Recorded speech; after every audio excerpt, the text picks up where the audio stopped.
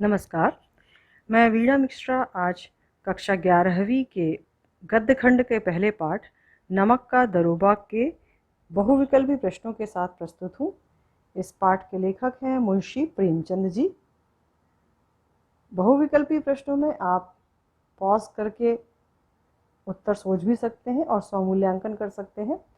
तो पहला प्रश्न है, नमक का दरोगा कहानी का प्रथम प्रकाशन कब हुआ था? क 1913, ख 1914, ग 1915 और घ 1916। सही जवाब है 1914। दूसरा प्रश्न, इस कहानी को किसके मुकम्मल उदाहरण के रूप में देखा जा सकता है? क यथार्थोन्मुख, ख आदर्शोन्मुख, ग आदर्शोन्मुख यथार्थवाद और घ यथार्थोन्मुख आदर्शवाद। सही जवाब है आदर्शोन्मुख यथार्थवाद। प्रश्न 3, नमक का दरोगा कहानी में मुंशी बंशीधर और पंडित आलोपीदीन ने क्रमशः किस किस का प्रतिनिधित्व किया है? क धन और धर्म का, ख धर्म और धन का, ग धर्म और नीति का, घ अधर्म और धन का। सही जवाब है धर्म और धन का। प्रश्न 4, इस कहानी में प्रदर्शित घटनाएं किस विभाग के भ्रष्टाचार की पोल खोलती हैं? क प्रशासनिक, ख न्यायिक, ग प्रशासनिक और न्यायिक दोनों, घ सामाजिक। सही जवाब है प्रशासनिक और न्यायिक दोनों। पांचवा प्रश्न, यदि लेखक इस कहानी का अंत यथार्थवाद के अनुसार करता तो पाठक वर्ग पर क्या प्रभाव पड़ता? क यथार्थवाद उन्हें निराशावादी बना देता, ख मानव चरित्र पर से उनका विश्वास उठ जाता, ग उन्हें चारों तरफ बुराई ही बुराई नजर आने लगती, घ उपरोक्त तीनों। सही जवाब है उपरोक्त तीनों। प्रश्न 6, इस कहानी के अनुसार किसका नया विभाग बना था? क पुलिस, ख अस्पताल, ग साहूकार, घ नमक। सही जवाब है नमक का नया विभाग बना था। प्रश्न 7, नमक विभाग बनने से नमक का व्यवहार करने का निषेध हो गया, इसका क्या परिणाम नहीं निकला? क लोग नियमों का पालन करने लगे, ख अनेक प्रकार के छल प्रपंचों का सूत्रपात हुआ, ग अधिकारियों का फायदा ही फायदा हो गया, घ नमक विभाग की नौकरी के लिए सबका जी ललचाने लगा। सही जवाब है लोग नियमों का पालन करने लगे, ये परिणाम नहीं निकला। प्रश्न 8, जिस समय यह कहानी लिखी गई उस समय अंग्रेजी शिक्षा को किस मत के समान माना जाता था? क हिंदू, ख मुस्लिम, ग ईसाई, घ पारसी। सही जवाब है ईसाई। प्रश्न 9, उस समय किस भाषा का प्राबल्य था? क हिंदी, ख उर्दू, ग अंग्रेजी, घ फारसी। सही जवाब है फारसी भाषा। प्रश्न 10, उस समय किनकी नियुक्ति सर्वोच्च पदों पर हो जाती थी? क जो प्रतियोगी परीक्षाएं पास करके निकलते थे, ख जिनके पास बड़ी बड़ी डिग्रियां होती थी, ग जो अंग्रेजी भाषा में महारथी हुआ करते थे, घ जो फारसी भाषा के जानकार प्रेम की कथाएं और श्रृंगार रस के काव्य पढ़कर निकले होते थे।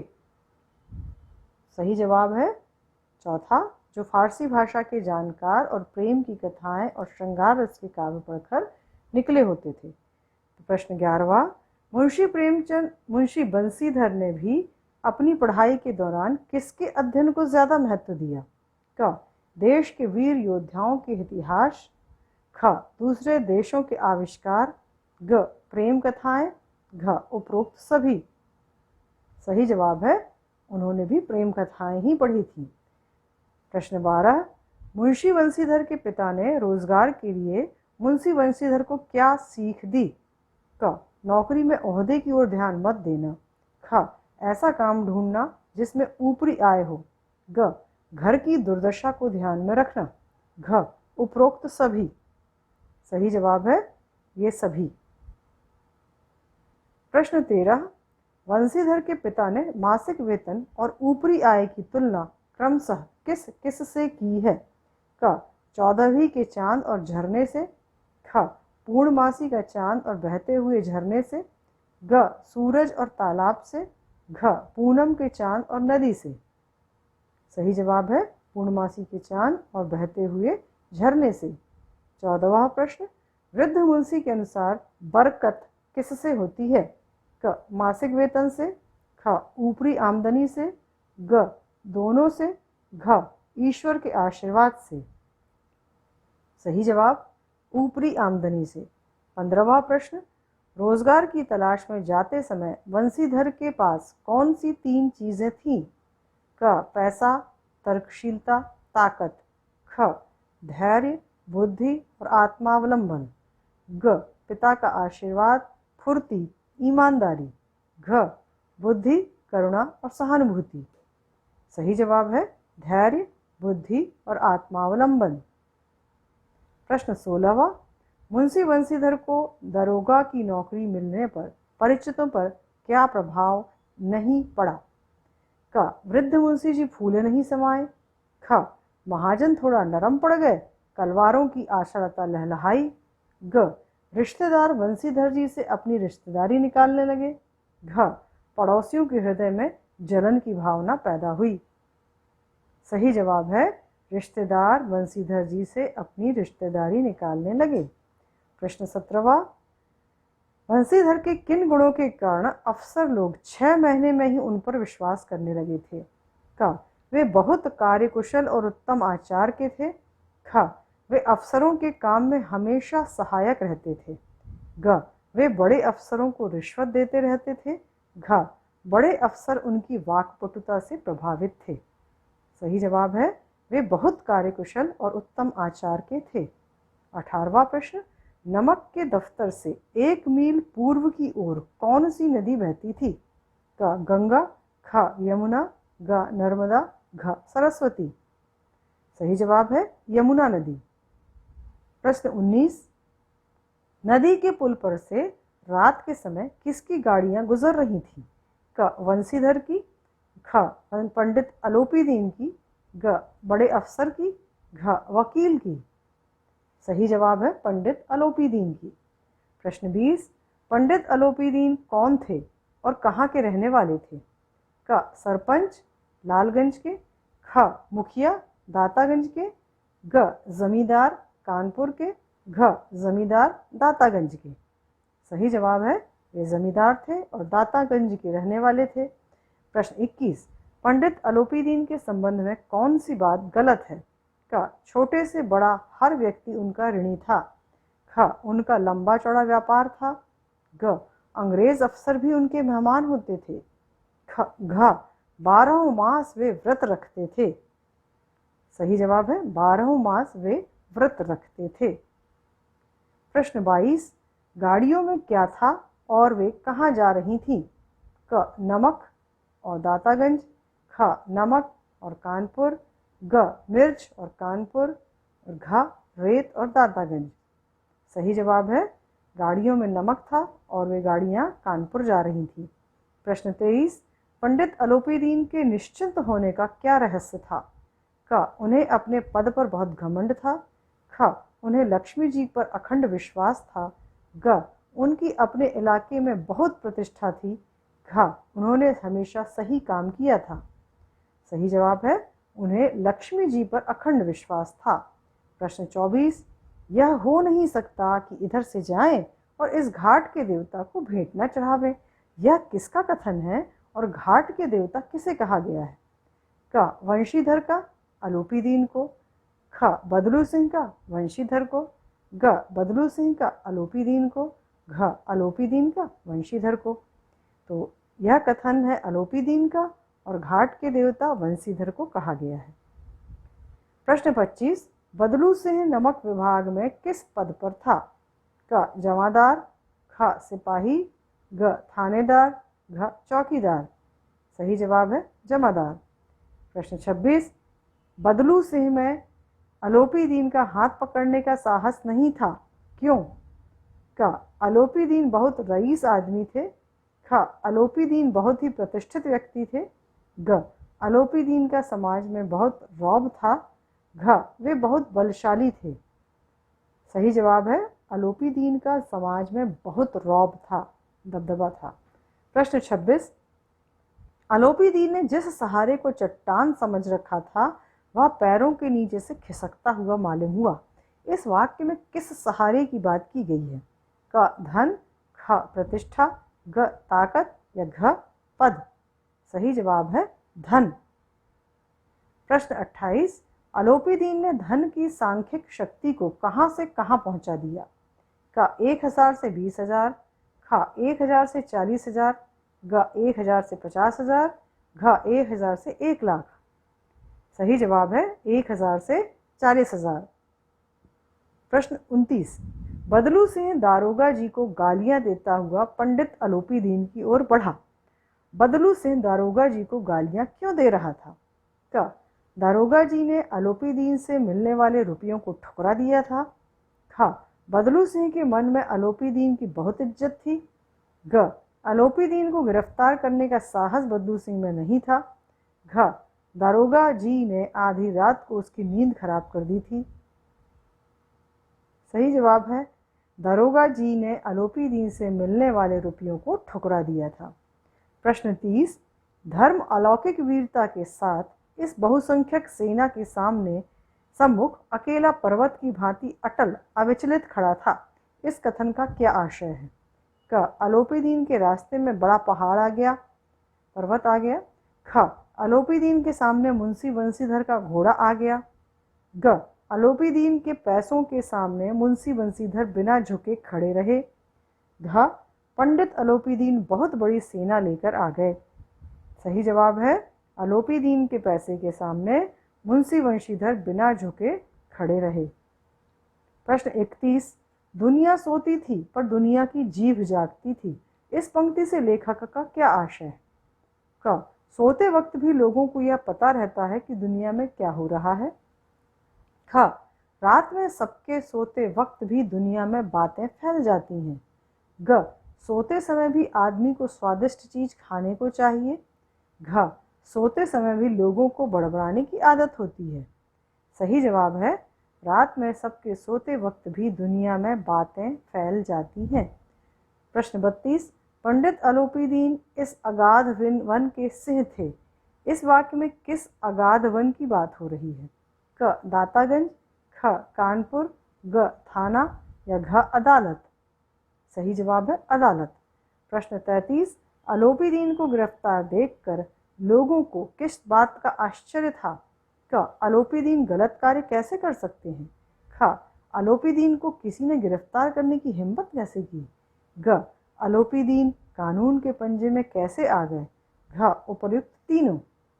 सही जवाब है अलोपी दीन कानून के पंजे में कैसे आ गए।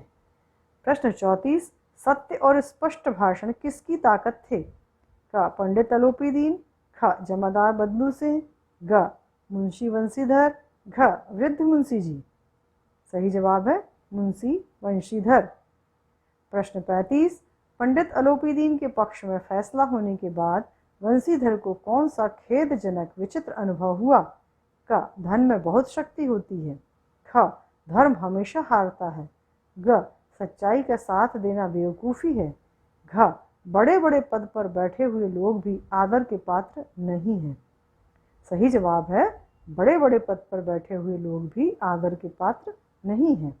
प्रश्न 36, मुंशी बंशीधर को अपनी कर्तव्य परायणता का क्या दंड मिला?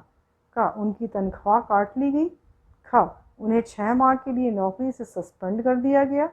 ग 1 सप्ताह में ही उन्हें नौकरी से हटा दिया गया। घ उन्हें 6 महीने कारावास की सजा भोगनी पड़ी। सही जवाब है 1 सप्ताह में ही उन्हें नौकरी से हटा दिया गया। प्रश्न 37, घर में चाहे अंधेरा हो मस्जिद में अवश्य दिए जलाएंगे। इस पाठ के अनुसार कथन का सही आशय क्या है? क घर में भले ही तंगी हो किंतु ईमानदारी के साथ ना छोड़ना। ख बहुत बड़े ईश्वर भक्त होना। ग घर की बिजली से मंदिर को रोशन करना। घ घर की दशा सुधारने के लिए ईश्वर के समक्ष निवेदन करना। सही जवाब है घर में भले ही तंगी हो किंतु ईमानदारी का साथ न छोड़ना। प्रश्न 38, मुंशी वंशीधर की नौकरी जाने का उनकी माता को दुख क्यों हुआ? का उन्हें बहुत बदनामी झेलनी पड़ी। खा उनके लोगों के सामने उनका रुतबा कम हो गया। ग महंगे जेवरात खरीदने का सपना सपना ही रह गया। घ जगन्नाथ रामेश्वर की यात्रा की इच्छा मिट्टी में मिल गई। सही जवाब है जगन्नाथ रामेश्वर की यात्रा की इच्छा मिट्टी में मिल गई। 39 प्रश्न, मुंशी वंशीधर की नौकरी जाने पर उनकी पत्नी की क्या प्रतिक्रिया हुई? क वह मायके चली गई। ख कई दिनों तक उसने मुंशी जी से सीधे मुंह बात नहीं की। ग उसने मुंशी जी को बहुत बुरा भला कहा। घ उसने हमेशा के लिए मुंशी जी से संबंध विच्छेद कर दिया। सही जवाब है कई दिनों तक उसने मुंशी जी से सीधे मुंह बात नहीं की। प्रश्न 40, पंडित अलोपीदीन जब वंशीधर के घर पहुंचे तो उनके घर की स्थिति का वास्तविक विवरण कौन सा कथन नहीं देता है? क वृद्ध मुंशी जी उनसे लल्लो चप्पो की बातें करने लगे। ख वृद्ध मुंशी जी अपने पुत्र को ही उनके सामने गुनहगार बताने लगे।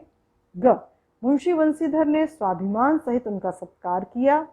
घ वंशीधर पहले ही समझ गए कि अलोपीदीन उनसे क्षमा मांगने आए हैं। सही जवाब है घ। ये गलत कथन है कि वंशीधर पहले ही समझ गए कि अलोपीदीन उनसे क्षमा मांगने आए हैं। प्रश्न 41, मुंशी वंशीधर ने अलोपीदीन में क्या देखा कि उन्होंने उनके सामने सिर झुका दिया? क अलोपीदीन ने उन्हें अपनी सारी जायदाद का स्थायी मैनेजर बना रहे थे।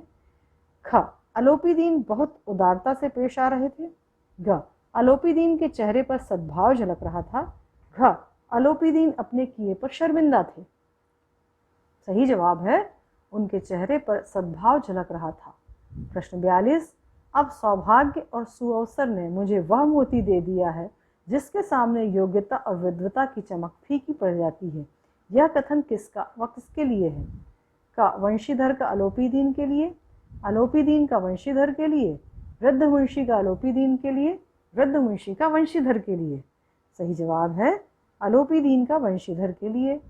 प्रश्न 43, परमात्मा से यही प्रार्थना है कि वह आपको सदैव वही नदी के किनारे वाला बेमुरव्वत, उद्दंड, कठोर परंतु धर्मनिष्ठ दरोगा बनाए रखे।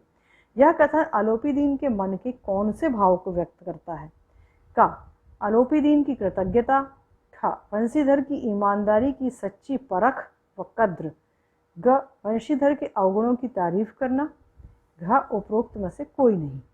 सही जवाब है इस कथन से वंशीधर की ईमानदारी की सच्ची परख व कद्र पता चलती है।